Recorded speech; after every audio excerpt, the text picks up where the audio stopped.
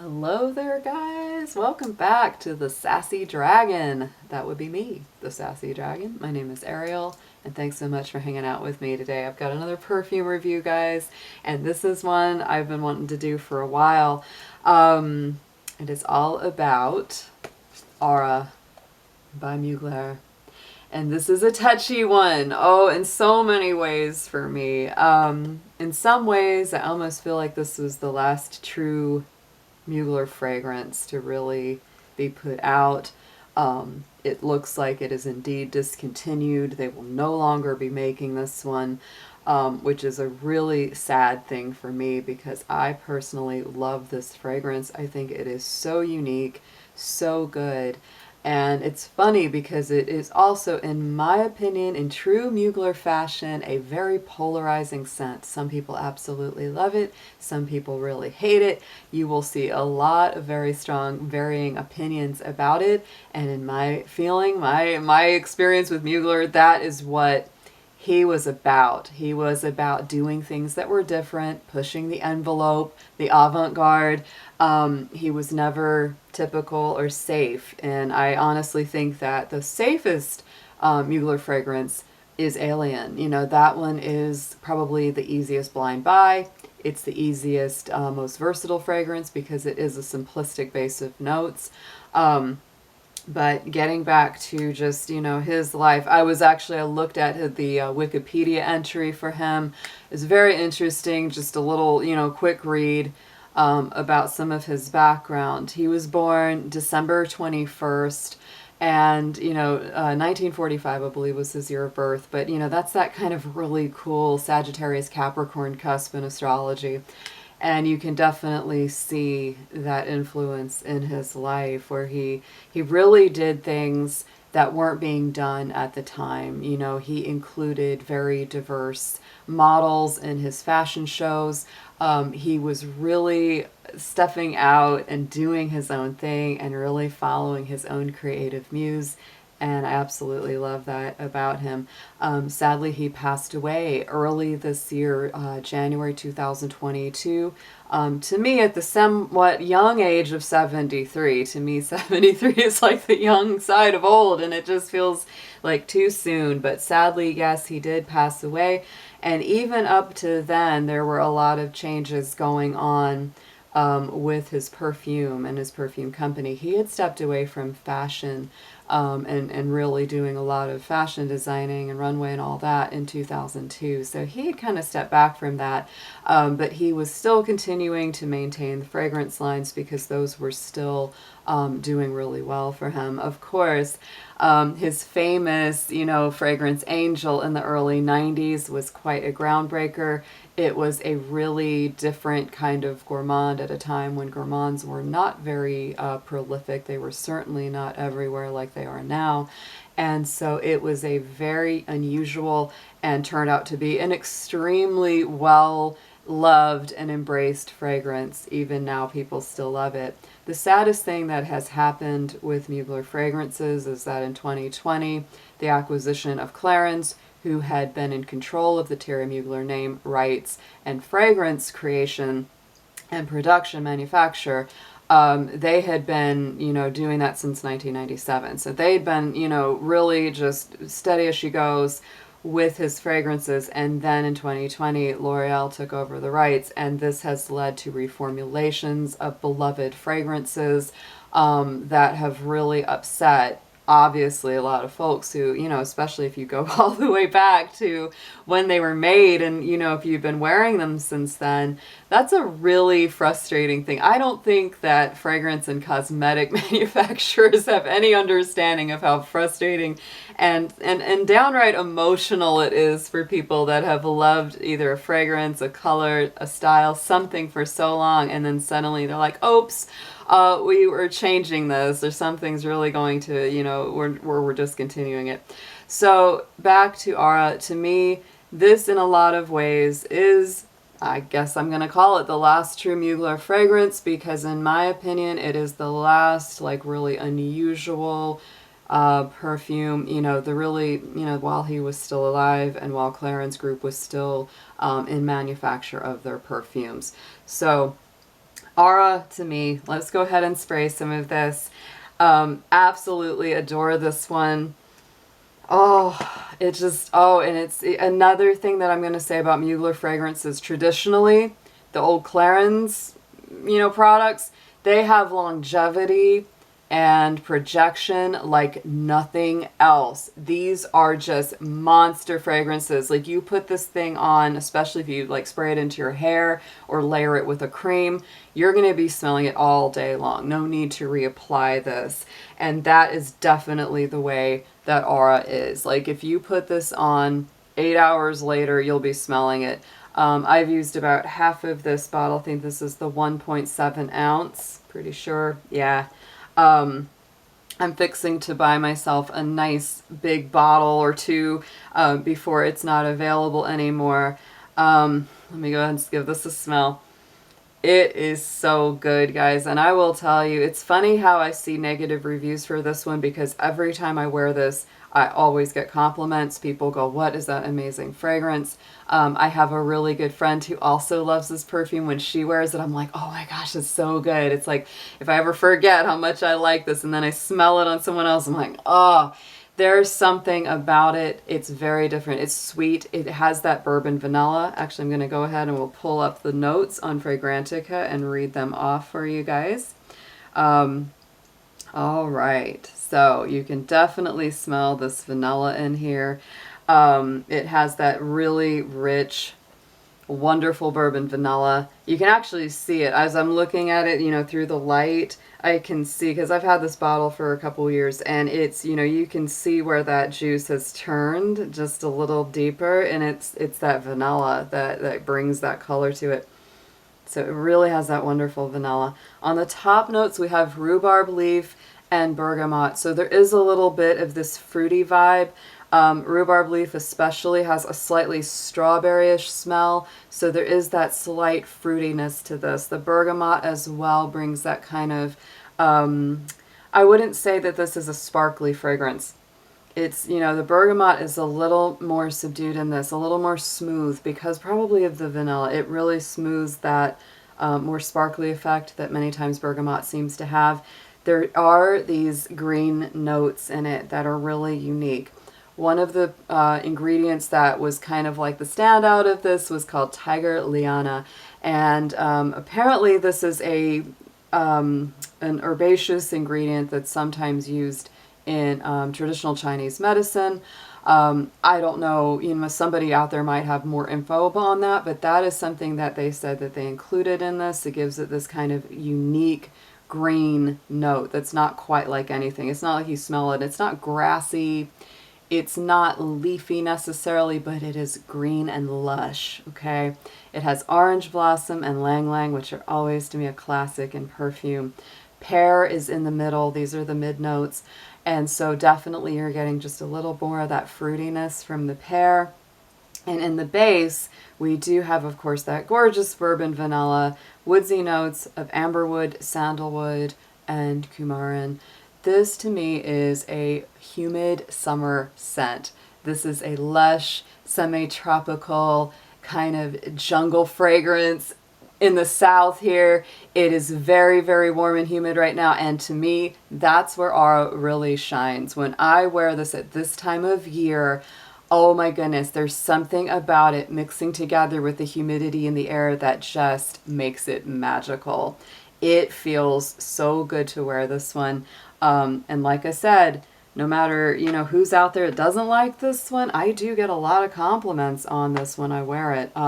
People always are like, oh, there's just something kind of intoxicating about it. Some people have said they have they pick up a medicinal or almost menthol kind of note in it. I don't personally get that one. I've even had people, like seen people say there's a little bit of I can just a tiny bit, tiny bit. There's maybe just a touch of this sort of almost wintergreen, but it's super subtle. It's not very noticeable, at least on my chemistry. For me, I'm mostly getting that really unique green, that sweet richness of that vanilla, and those somewhat tropical notes from that rhubarb leaf, the lang lang. Those are just really really gorgeous in here. Overall, I love this perfume. I think that it's wonderful that people do have strong feelings about it because, you know, my feeling is there are, you know, a lot of folks that say, you know, oh, we want something really different. But then when they, you know, get something really different, like, oh, no, we don't like it. You know? So I am really, truly going to miss these true Mugler fragrances that really shook up the perfume world a little bit, gave us these really powerful, strong, kind of badass scents that just last all day and night and aren't quite like other things on the mainstream market for designer scents. So we're going to go a little deeper here for those of you who want to hear even more about these, because there were two flankers that were also part of the Mugler Aura fragrance family. The first one, I'm not sure which one came out first. I can actually look that up real quick. But one of them was an Eau de Toilette, because the one we just looked at was the Eau de Parfum, the original. That was released in 2017. The next one up is going to be the EDT. So that would be a lighter green, more of kind of a peridot green color. Very beautiful. I love the bottles on these. And this one definitely has a different vibe. It really does. I was playing around with these last night, spraying them, and the EDT is very, very different to me from the EDP. Okay, so this was May of 2018. They released the Eau de Toilette. Top notes, let's see, it says pear extract, hibiscus seed, tiger liana, iris root, and vanilla.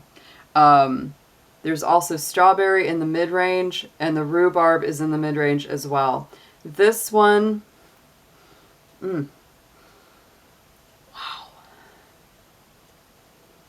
This one to me hits more of a fresh green. The other one I talked about how it's not really a leafy green. It's not a bright green. It's a subtle, sort of different, sort of unique green. This one feels more like a true green. Has that, like, you know, smells like you snapped a fresh leaf in half. You know, it has that snap to it. The EDT, the Eau de Toilette of this, is much sharper and brighter. It's way brighter.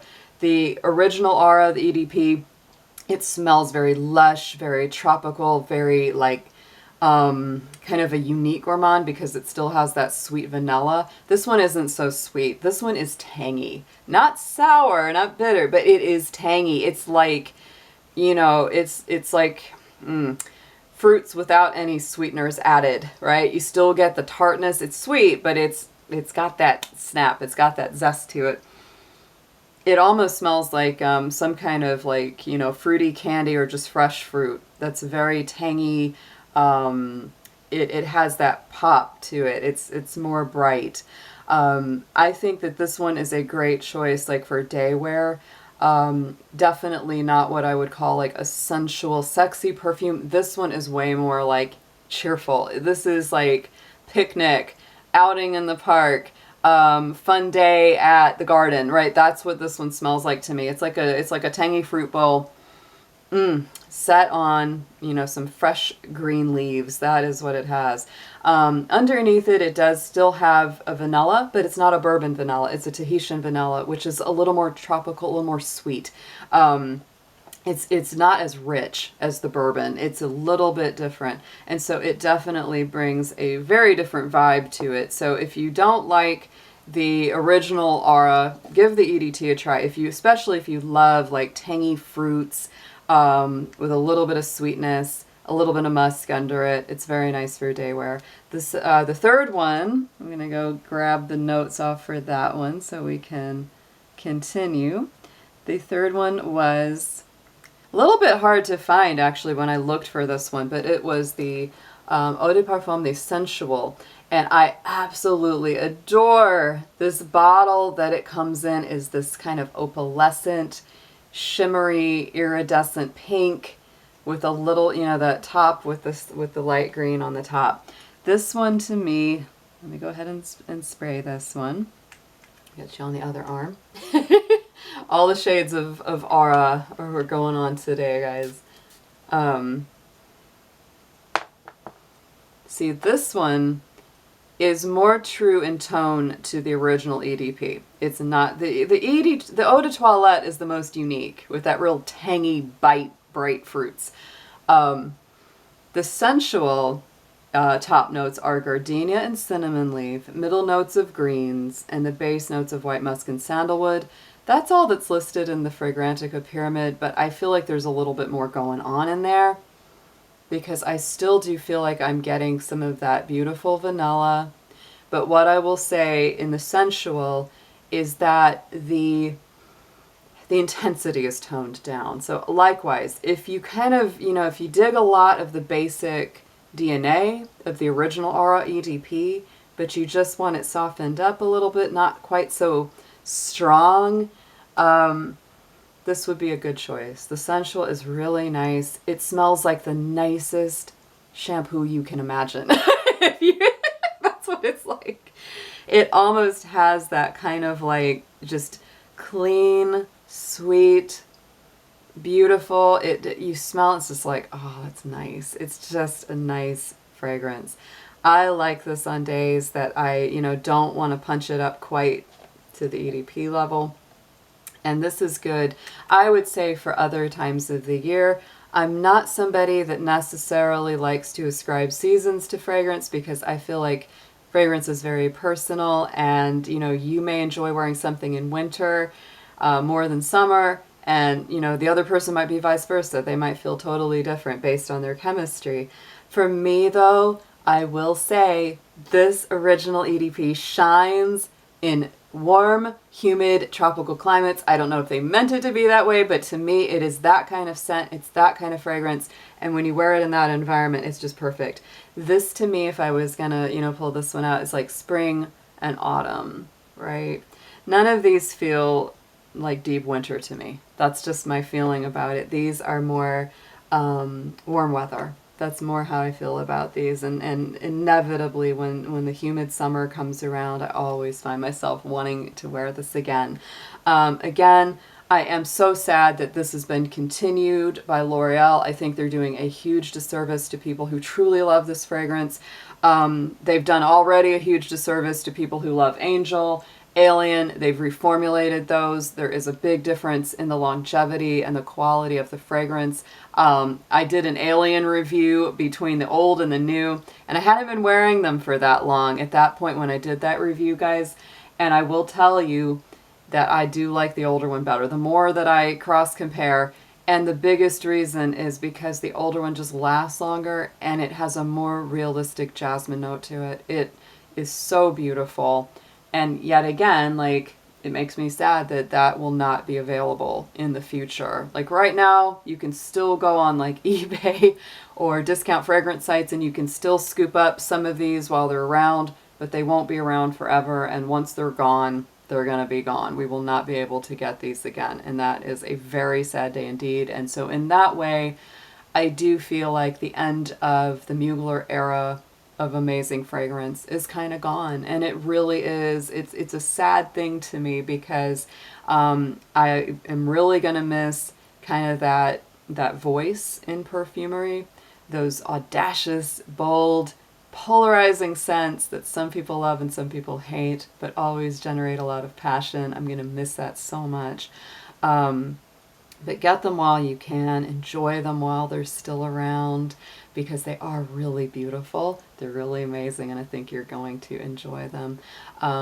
If you don't, you can certainly eBay them because there's going to be people that are going to want these in the future. So guys, that is my take on the world of Mugler, Aura, the EDP, the EDT, and the Sensuelle version. All really gorgeous. Give them a shot, and I'll be seeing you in the next review. Take care.